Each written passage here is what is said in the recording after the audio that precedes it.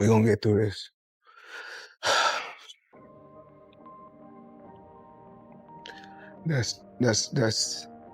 That's tough because support me and help me be the best man that I can be. And she one of my kids. Floyd Mayweather says he reportedly got cleaned out to the tune of $175 million. What? Claiming a former close associate ran a year-long scheme that allegedly drained his bank accounts, hijacked real estate deals, pawned off his jewelry, and even made his private jets disappear. I just know he's coming out and maybe. I mean, look, Chad, this is not no breaking news. Y'all have heard all the reports, and people have said Floyd is broke and this and that. I don't know. I don't know Floyd like that. I don't know the man finances, and I'm not gonna get up here and say pretend like I do. I just hope.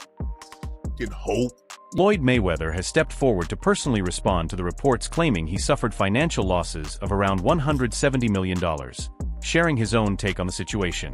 The unbeaten boxing legend spoke directly about the allegations surrounding his wealth and pushed back against the wave of speculation that has been building, giving the public a look at his side of what has become one of the most talked about financial controversies ever attached to his name. The Nevada judge ruled the retired boxer fathered a 4-year-old girl born to a former dancer at his Las Vegas strip club. Floyd also faced a reported $7.3 million IRS lien. Ocho, with the lavish lifestyle that Floyd has built over the years, the jet and entourage nonstop spending, has he created a lifestyle that when he was making $200, $400 million a year, he was able to enjoy? Has he created something that he can... Over on Nightcap, Shannon Sharpe and Chad Okocinco Johnson got into a heated back and forth about Mayweather's decision to return to the ring. Their debate quickly zeroed in on whether financial need is what is pulling him back. Given the staggering amounts of money Floyd generated throughout his career, people have started asking whether this comeback is a sign of genuine money problems or simply another calculated move to add to an already massive fortune. Why would you, at this age, come out of retirement after not fighting since, what, 2017, if I'm not mistaken? Something like that? It's been about 8 years. Yeah, 8 years. Outside of exhibitions, obviously, is to do what he's always said is have a bank robbery with no mask on. So if that's what you're going to do, there are only 3 fights. Chat, listen to me. There are only 3 fights that Floyd can have that can command and get the kind of money he's looking to recoup for money that may have been lost, or money that may have been stolen, or money he may have spent, to date. Shannon Sharpe was not buying the narrative that Floyd is broke and fighting purely out of financial desperation. Sharpe acknowledged that questions about Mayweather's money have been swirling around for a while, but pointed to the incredible wealth the man built up over many years at the top of the sport. In his view, Floyd has far more going on than just trying to survive financially. Mayweather is still a massive draw. He thrives on the attention that boxing brings him, and he can still command enormous paydays whenever he chooses to get involved. That makes his comeback look far more like a smart, calculated move than a cry for help. His undefeated career after his planned exhibition against Mike Tyson. Floyd, from my upcoming Mike Tyson event to my next professional fight afterwards, no one will generate a bigger gate, have a larger global broadcast audience, and generate more money with each event than my events. And I plan to keep doing it with my global media partner, CSI Sports /Fight Sports. Ocho? Hey, I'm glad we on this one. I'm glad we on this one. Go ahead, take it away. Floyd, hey, chat, stay with me real quick. Y'all know how much I love boxing. I'm a boxing enthusiast. I'm one that's been in the ring as well. I've trained with all the best fighters in the world. But in order for Floyd to come back, right, to be able to command the kind of money he wants. I don't know. I just know he's coming out and Maybe. I mean, look, Chad, this is not no breaking news. Johnson also dug into Mayweather's explosive accusation against a former associate he once held close.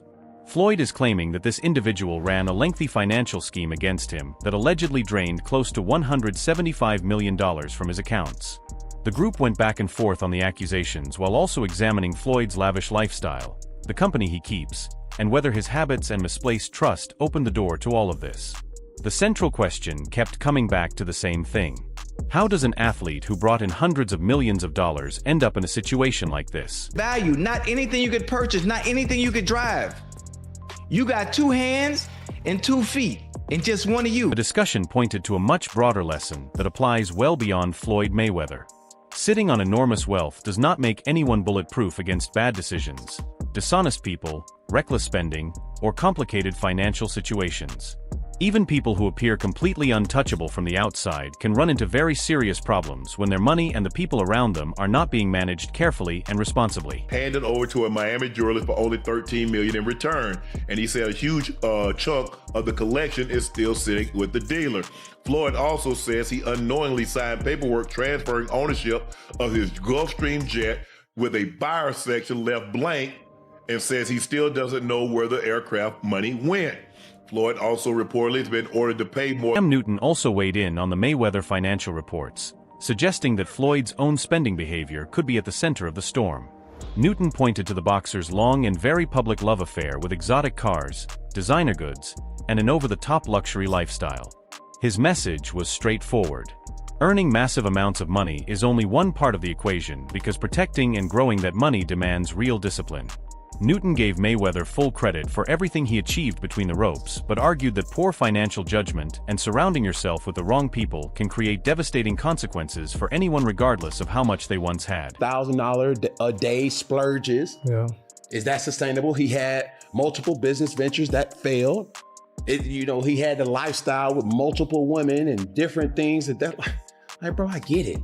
But dang, and let this be a message to all athletes. And I'm not trying to rag on Floyd, because I still have so much respect for Floyd. Every time I see Floyd, it's like, yo, like, he one of them ones. Yeah. Because contrary to whatever it is, he's still a great fighter. Mm-hmm. But yet, we gotta do better with our money. Yeah. How? We have to put ourselves on a realistic longevity plan that even though you got the money fast, you can't keep spending it fast. But who do you trust? How do you trust when, and I'm not saying his background, but if you're not used to money, don't have money in our community, who do you trust? How do you trust? How do you go about finding somebody to put you on a budget to do that? Because that B word right there, budget. Even in the midst of the height of your career, budget. That's not to say that you can't have certain things, budget. Because a lot of people look at budget as a bad thing. No. Like, oh, you broke because you're on a budget. No. Balling on a budget. No, heck no. Budget says to you, okay, when you are getting excessive. Above all, this is what you can spend. YouTuber Spencer Cornelia took a deep dive into Mayweather's financial history and raised serious questions about whether the Money Mayweather image still reflects reality. Cornelia went through business records, reported spending patterns, legal documents, and alleged financial setbacks to construct his argument. His conclusion was that Floyd's actual wealth may have taken a significant and sustained hit over the years, casting real doubt on what is actually left behind the famous public persona. Problems. He owes the IRS, he owes car dealers, he's pawning jewelry. A guy who's made hundreds of millions of dollars in his career is somehow running out of money. And now he's suing everyone, claiming he's owed money. While he may be able to keep up the facade that it's everyone else's fault, Floyd's spending problem is the reason why he's going broke. I was able to go directly to the source to get private information that hasn't been shared publicly yet, to discuss the recent lawsuit that sent shockwaves throughout the sports world. Mayweather suing former associate in an alleged $175 million fraud scheme. That associate, Jonah, shared with me private text messages, private images of Floyd signing contracts, and access to private communication with this team. And the proof I've been given will contradict everything you've heard in the news about this case. By going through all of the claims presented in the lawsuit, I'll share all the private information that I have access to so we can understand fully what's going on with Floyd Mayweather. In 2017, Rechnitz and Mayweather became friends, which ultimately led to Rechnitz becoming Floyd's investment manager, real estate advisor, and banking liaison. Jonah helped put deals together for Floyd. He was his manager, so that's sponsorships, real estate deals, and fights, just to name a few revenue streams.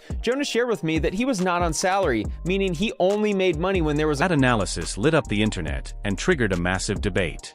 One group of fans believes the reports are pointing to very real financial difficulties, while the other side argues Floyd still holds substantial wealth, and that outsiders simply do not have access to the full picture of what his finances actually look like. Is that he wasn't aware that in 2016, Rechnitz had pleaded guilty to wire fraud conspiracy, that Rechnitz had cooperated with the United States attorney, or that Rechnitz had been the subject of significant civil litigation. What Floyd's attorney was trying to do with this complaint is make it look like Floyd was taken advantage of by a guy with a questionable past, like Floyd is this innocent victim who had no idea who this guy really was. There's a little problem with that. because I have proof he did know. This letter on the screen was sent in 2023 by Floyd Mayweather to a U.S. district judge for the Southern District of New York. The bottom includes Floyd's name and his signature. For context, this is Floyd Mayweather's letter to the judge in Jonah Recknitz's case, speaking about Jonah's character and why he deserves a better outcome. In the second paragraph, he writes, "We became friendly and I supported him when he was going through the process of being sentenced in 2019. That sounds to me like he knew about Jonah's litigation in New York." In the third paragraph, he writes that Jonah has worked with him as his promoter and business advisor. He has taken the job and run with it, helping Floyd in every aspect and opening up new opportunities. He further mentions the charitable work they've done together. Further down, he mentions that people have tried to take advantage of Jonah by bringing lawsuits against him as a way to extort him. And finally, Floyd writes, "I appreciate you taking the time to read this letter, Your Honor. I would just ask that you consider my personal testimony that Jonah Recknitz is a good person." He claimed that he didn't know about Jonah's past in the complaint, yet he wrote that letter in support of Jonah, showing he clearly— Chael Sonnen believes the financial controversy now surrounding Mayweather fits a pattern he has been pointing to for years. After hearing the latest claims about Floyd's alleged losses, Sonnen pointed to the expensive lifestyle, the valuable possessions, and the constant hustle to create new income streams. In Sonnen's view, those details raise very legitimate questions about where Floyd actually stands financially. The allegations have reignited a debate that many thought was settled, namely whether even an athlete who earned an almost unimaginable amount of money can eventually find themselves in genuine financial difficulty. I don't get any level of pleasure from this, by the way, but the economics of boxing are fascinating.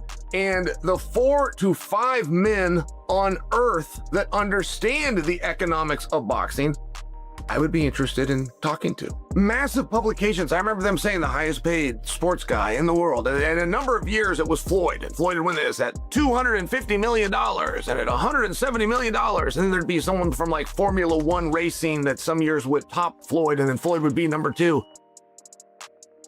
And I would just tell people, that's not real. And I remember being on big shows. I remember sitting with Andrew Schultz and telling him, hey, those numbers aren't real. The biggest boxing fight of all time is whatever PR agency put out a lie greater than the previous PR agent. Mayweather has also been caught up in a separate and very serious legal situation in Nevada. Prosecutors hit him with 2 felony charges over allegations connected to a $200,000 check that was reportedly used to purchase a luxury watch. Authorities claim there were insufficient funds behind the check and are accusing him of theft and intentional fraud. Mayweather, through his legal team, has denied any criminal behavior and is framing the matter as a business dispute that has been blown out of proportion. As the case continues to develop, it has added yet another uncomfortable layer to the growing conversation about Floyd's finances, his business conduct, and his mounting legal challenges. Facing felony charges for passing a bad check. Oh my God. Yes. So right now he faces Floyd? 2 felony charges in Vegas over allegations that he wrote a bad check to purchase a watch from a luxury resale store. So the charges they actually came down in April, but he was just supposed to be in court Monday, but his attorney went for him. So the charge, he's being currently charged with theft for value over $100,000 or greater, and draw or pass a check with intent to defraud for value over $1,200 or greater. So what happened is back in December of 2024, there's a receipt that ESPN and prosecutors have obtained where Floyd went into a resale boutique and tried to purchase an AP. Now, when he purchased the AP, he used a check to purchase this. Now, the store owner, the place is called Golden Beyond, is saying that he had a long-term business relationship with Floyd before the alleged transaction. So when the check and everything was happening, like when the money didn't come through, he gave Floyd some time, almost about a year, to try and make good for this, and it didn't happen. So now the Clark County prosecutors have filed an initial complaint that happened back in April, and 3 days later, they ordered Mayweather to appear in court in front of a judge. So that appearance happened Monday. But the speculation grew even louder when boxing insider Rick Glazer came forward with sharp accusations about Mayweather's financial state. Glazer claimed Floyd was drowning in financial pressure that included debts, court judgments, active lawsuits, IRS-related issues, and child support obligations. He also alleged that Mayweather had found himself more than $50 million in debt on multiple occasions. Those statements poured a significant amount of gasoline onto an already raging online fire. Social media personality T Street then dropped another explosive claim, alleging that Al Heyman had given Mayweather money ahead of the Conor McGregor exhibition because Floyd had already burned through his earnings from the Pacquiao fight. The suggestion was that Mayweather had spent close to $200 million since 2017. While all of this remains in the realm of speculation and allegation, another story went viral involving Yaya Mayweather, who reportedly stated her father was not bankrupt but was dealing with a legal situation. That same story alleged that Yaya reached out to NBA YoungBoy asking for a $3 million loan to help Floyd cover legal costs and reminding him that her father had helped him in the past. According to the claim, YoungBoy never responded and eventually blocked the number. If you enjoyed it, remember to leave a like, subscribe, and ring that bell icon so you never miss our upcoming videos. And do not forget to share your thoughts in the comment section. Stay tuned and we will catch you in the next one.